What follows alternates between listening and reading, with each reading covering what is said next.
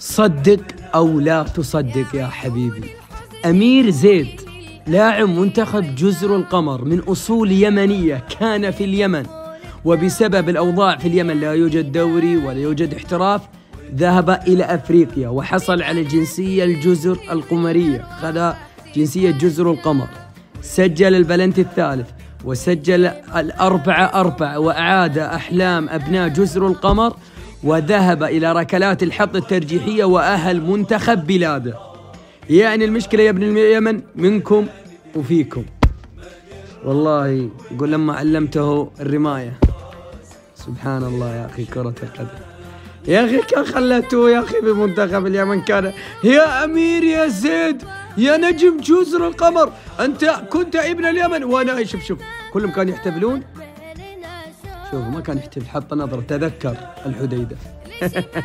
تحياتي لابنائي.